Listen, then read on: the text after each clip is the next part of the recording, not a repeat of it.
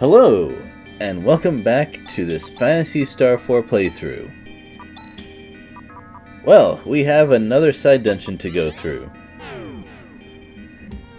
This time, it's a little bit more advanced, a little bit further in.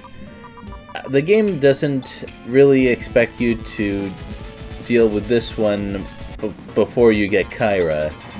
At least, that's the impression I get from the map placement.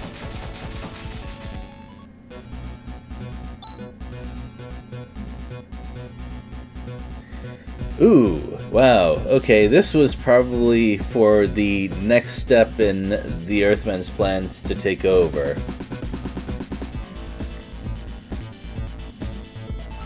Looks like Rolf made it just in time in Phantasy Star 2.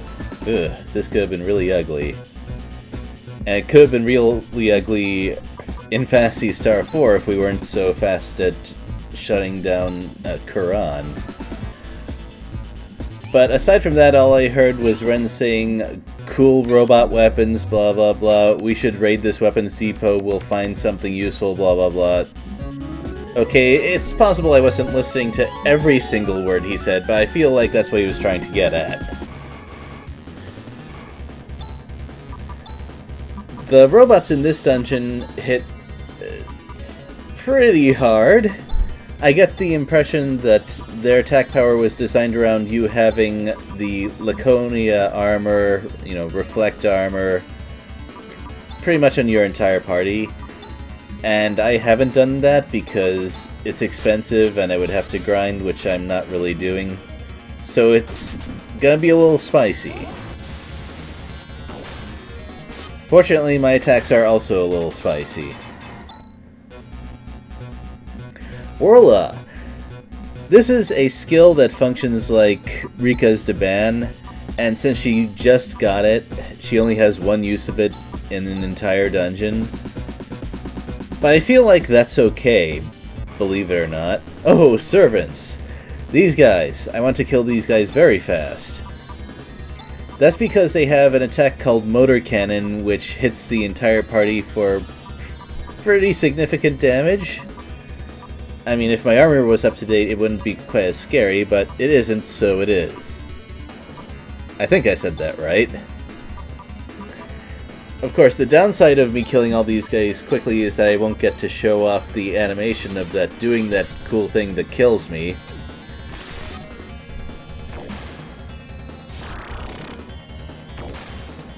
So I guess we'll just have to live with that. So about Warla and why it is good. It is good the same reason that Raja's Blessing is good, which is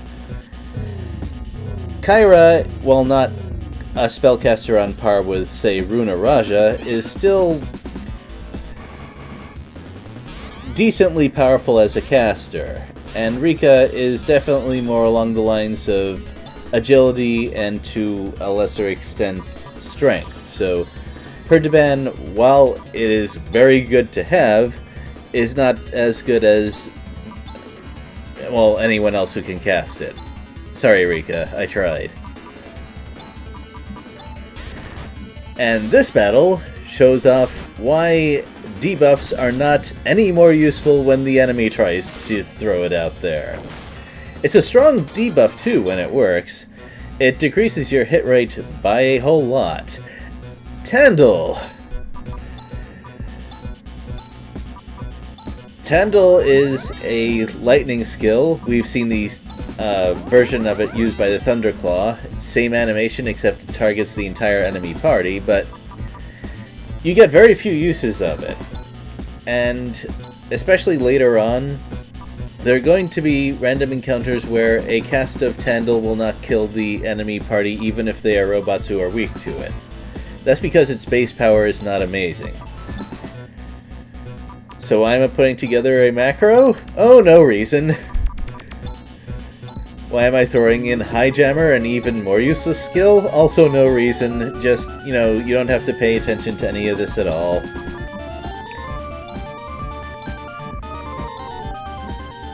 Moving on.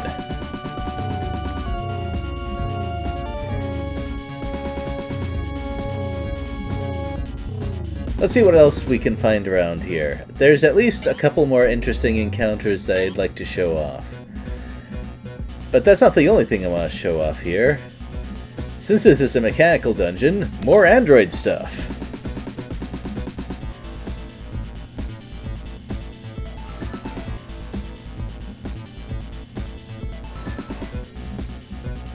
Well, that sounds pretty good. We just learned a new skill. Maybe learned is not the right word. But I kind of wonder why this text doesn't just spell out rocket. I can tell why burst rock is abbreviated in the skill command or action list because space is limited. Oh, there we go. This is what we were looking for. Now, we've seen both of these enemies in the previous dungeon, but never both in one encounter, and there's a reason why. It's because I do that. That's so cool. We got combiner robots. The animation is not bad either. I gotta give credit to whoever designed that. Dang. Looks really intimidating. So let's see what we can do about that. Yep. It was Vol last time, it was Spark this time. After annihilating encounters like this with almost no effort, not even coming close to running low on resources, and not even having to know how certain things work to succeed, you might look at what I'm doing and say, hey, this game is pretty easy overall. And yeah, it is. Now, I've tackled and enjoyed some fiendishly difficult video game content elsewhere on my channel, so I hope that my opinion on this carries some weight. It's okay for games to be easy. There's plenty of fun to be had with them. I understand there was a time when it felt like no one was making difficult games because they were afraid of driving people away. I lived through this time in the video game industry. But a very fast internet search on recent games will prove that this is not anywhere near the case anymore. We don't need to police people for enjoying the wrong amount of challenge in games.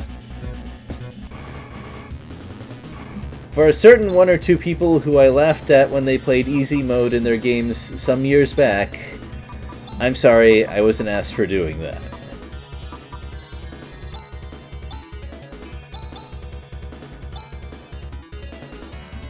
Well, let's take a look at the enemies we have here. We got a new palette swap, but oh boy. That's a new attack, isn't it? Yeah, just every now and then the enemy will throw in an enemy with... the designers will throw in an enemy with thunder damage to remind you that actually no, Wherein still can be hurt badly by things. That is not an attack that he will just walk off.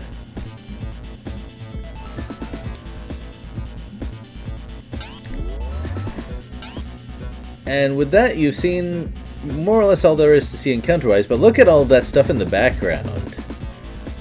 Whew. Looks like that mass-produced army was just about ready to go.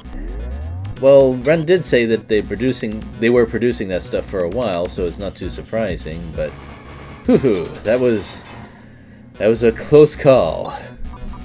I don't think the Dizolians could handle something like that.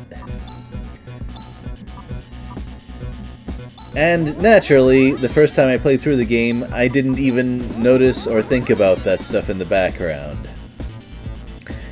Which makes me wonder what sort of things I've been missing in my current playthroughs of these games that would be incredibly obvious with a second look somewhere down the line. Well, I don't say it's necessarily a bad thing. It adds replay value to stuff.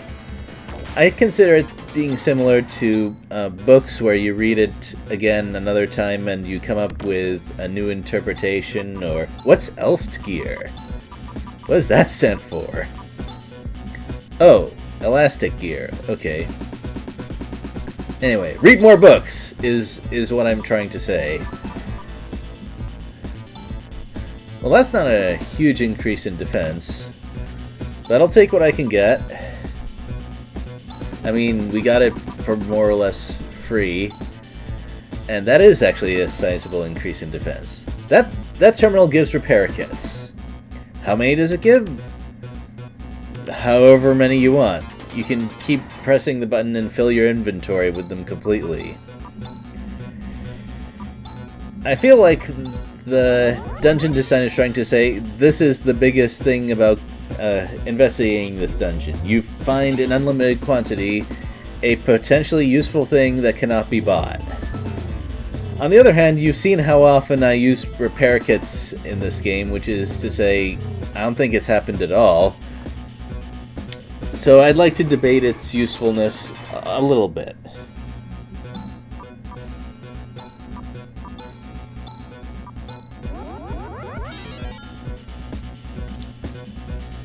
And that elevator thing is another thing that they didn't have to add to the dungeon, but they did.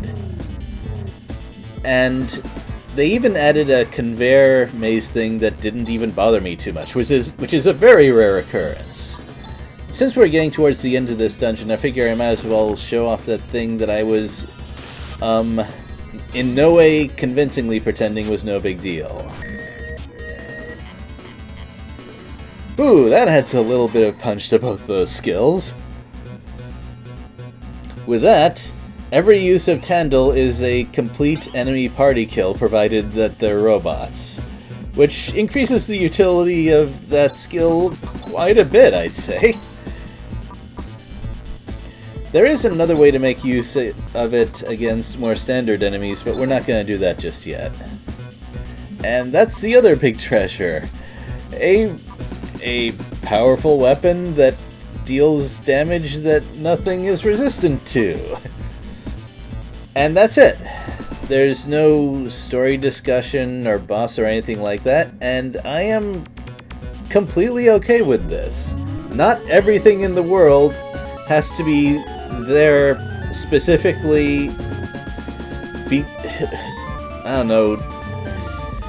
Not everything in the world revolves around the main characters, is what I'm trying to say.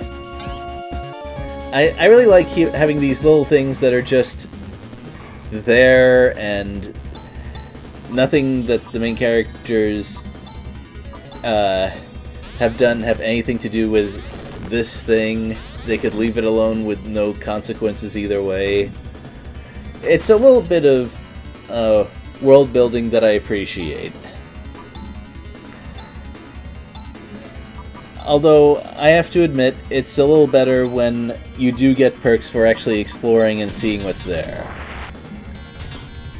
And I'm showing this off again because I didn't let it do anything, and it looks like this really cool robot, so let's see what this life deleter can do. Seems like it would hit really hard.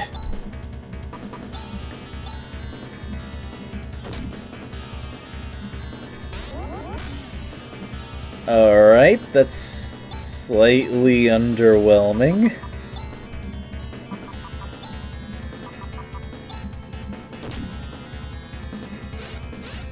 Come on. Alright, never mind. This thing is not nearly as cool as I thought it was going to be. Maybe it has some third action that's a lot more interesting, but I can't bring myself to care anymore. I'm sorry.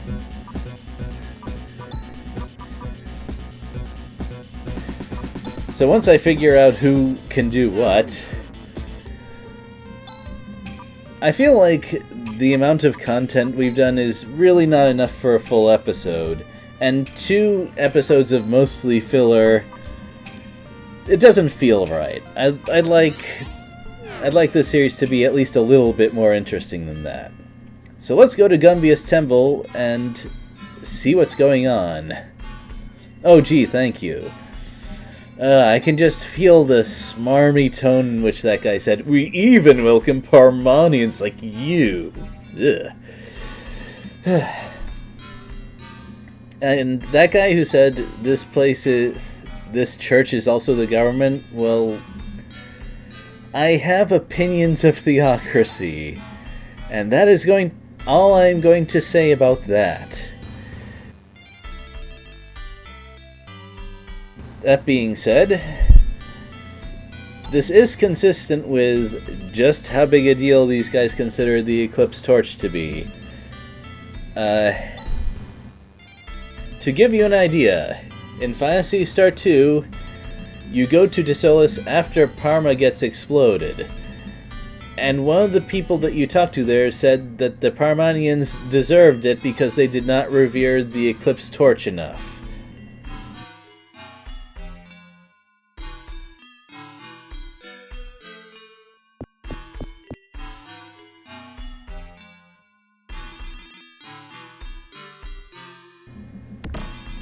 So let's just loot this place of all that stuff. And do not you worry, I will discard or sell all of my excess stuff between videos so that that whole full inventory thing does not happen again.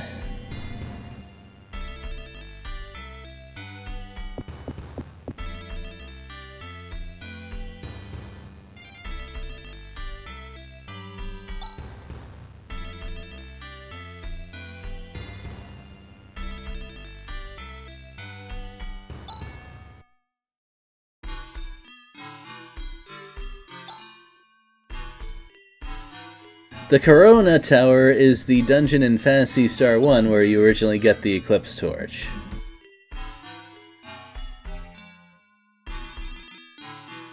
Well, I was talking just to make sure that I was going the right way because, well, for a second I forgot that there were those stairs upward that lead to where I need to go.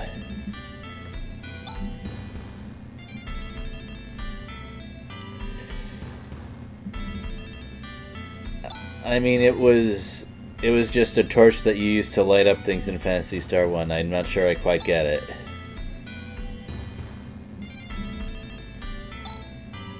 Well, maybe they worshipped fire before the Eclipse Torch was discovered, and when it was introduced, oh wow, this is great. This is the best fire. And it seems this guy thinks so too. Maybe it'd be easier to negotiate if we had Raja with us. But we don't, so we're having trouble.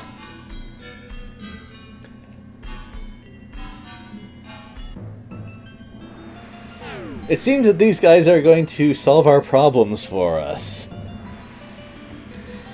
It's the typical villain maneuver of stepping in and conveniently shortcutting any difficult negotiations the heroes have with a third party by uniting everyone involved against the bad guys. I've seen this so many times in video games, cartoons, and probably other places I haven't considered or don't remember. Well,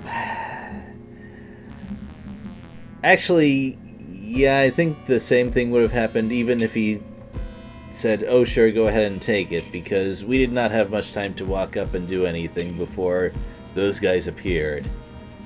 Although, you can't beat that timing. Makes me wonder if they could just teleport in, take it, and leave, why they didn't do it earlier.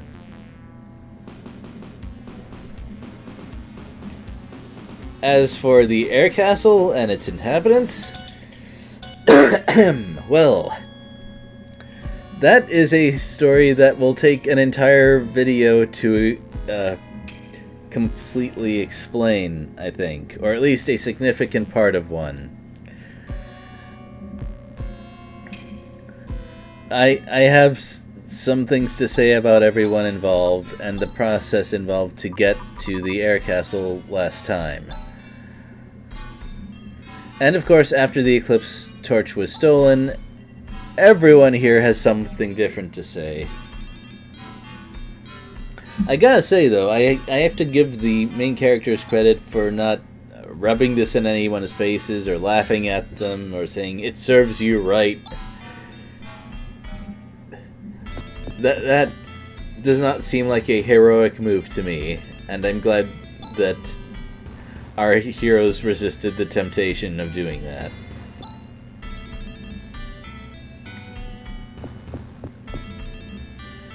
I'm kind of curious. The thing is, I don't remember whether these guys ever let you pass and go down those stairs.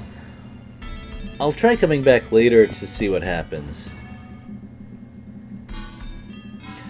Alright, we're not quite done yet. Let's do that high-tech scan to see if the air castle is actually out there despite being on or near a planet when it was blown up.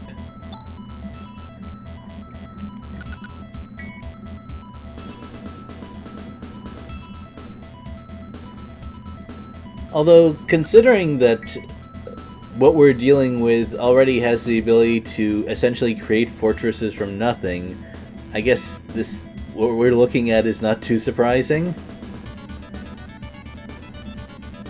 Huh.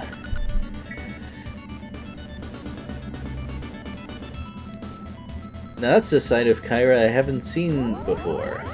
I actually forgot that she started teasing Chaz about this.